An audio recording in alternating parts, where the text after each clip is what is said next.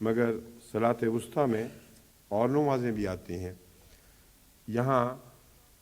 Europe میں اکثر یہ رواج ہے کہ کام پر جاتے ہوئے کام کی مصروفیت کی وجہ سے دن کی وہ نمازیں ضائع کر دیتے ہیں جو عین کام کے دوران آتی ہیں، اور وہ سمجھتے ہیں کہ یہ نمازیں ضائع کرنا مجبوری ہے، اور اس وقت کی مجبوری سے فائدہ اٹھاتے ہوئے یا نقصان اٹھاتے ہوئے وہ اللہ تعالیٰ کا جو فریضہ ان پر عائد ہوتا ہے اس سے غافل ہو جاتے ہیں۔ صلاۃ وسطیٰ یعنی کاموں میں گھری ہوئی نماز جتنا کاموں میں گھرتی ہے اتنا ہی بڑا چیلنج بن جاتی ہے۔ جتنا ہی بظاہر اس پر عمل کرنا یعنی اس کا حق ادا کرنا مشکل ہوتا چلا جاتا ہے، اتنا ہی اس کا حق بلند ہوتا چلا جاتا ہے،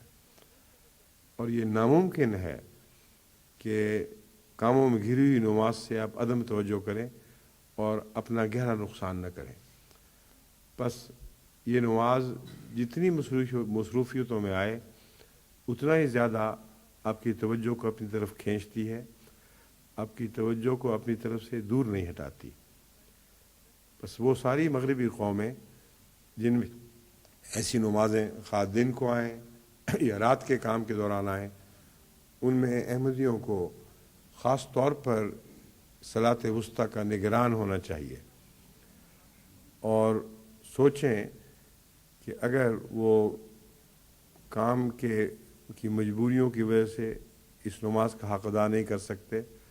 تو کام چھوڑ دیں، کیونکہ یہ کام تو دنیا کا کام ہے، لیکن اللہ کا کام نہ چھوڑیں، اور اللہ تعالیٰ نے جو فریضہ عائد فرمایا ہے اس کو بہرحال سر انجام دینے کی کوشش کریں۔ یہ ایک لازمی حقیقت ہے جس سے روگردانی اپنے زندگی کے سب سے اہم فریضہ سے روگردانی ہوگی، جس سے روگردانی کے نتیجے میں آپ کی عاقبت بھی خراب ہوگی اور دنیا بھی خراب ہوگی۔ اس لیے اثر نو اس معاملے پر غور کریں اور اس درمیانی نماز کی حفاظت کے لیے انتظام کریں۔ اگر آپ کے امپلائرز یعنی جو آپ کو دنیاوی خدمت کا یا روٹی کمانے کا موقع دیتے ہیں، اگر وہ اس بات کو سمجھ جائیں اور آپ انہیں سمجھا سکیں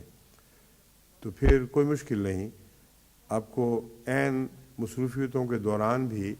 نماز کا حق ادا کرنے کا موقع مل سکتا ہے۔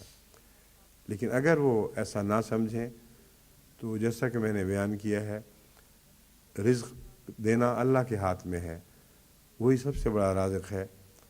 لیکن اگر کوئی قربانی کا وقت ہے اور ایمان کو بچانے کا وقت ہے تو یہ وہ وقت ہے کہ جہاں آپ اپنے عمل سے ثابت کر سکیں کہ آپ کو اللہ کی رضا زیادہ پیاری ہے اور دنیا کے رزق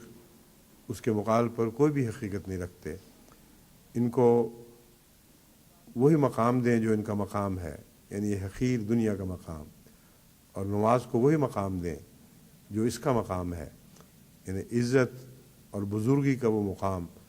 کہ جتنا زیادہ اس پر حملہ ہو اتنا ہی زیادہ یہ مستعد ہو جاتی ہے اور اتنا ہی زیادہ سر بلند کر کے اپنی طرف بلاتی ہے کہ آؤ اور میرے تقاضے پورے کرو۔ بس میں امید رکھتا ہوں کہ جماعت احمدیہ عالمگیر ہر جگہ اسی حقیقت کی طرف دوبارہ متوجہ ہوگی جس کی طرف میں پہلے بارہا متوجہ کرتا رہا ہوں کہ ہماری زندگی، ہماری جان، ہماری دنیا، ہماری آخرت نماز میں ہے۔ اگر نماز نہ رہے تو کچھ بھی باقی نہیں رہے گا۔ وقوموا للہ قانتین، اللہ کے حضور فرمانبردار ہو کر کھڑے ہو جاؤ۔ ایسی نماز کے وقت جب آپ دنیا کو ترک کرتے ہیں اور خدا کی طرف متوجہ ہوتے ہیں، اس کو صحیح معنوں میں فرمانبرداری کہا جاتا ہے۔ اگر یہاں ایسی اہم نماز سے توجہ چھوڑ دیں، توجہ ہٹا لیں، تو پھر یہ دعویٰ کہ ہم خدا کے حضور فرمانبردار ہو کر کھڑے ہوتے ہیں محض ایک جھوٹی بات ہے، ایک زبانی دعویٰ ہے، اس کی کوئی بھی حقیقت باقی نہیں رہتی۔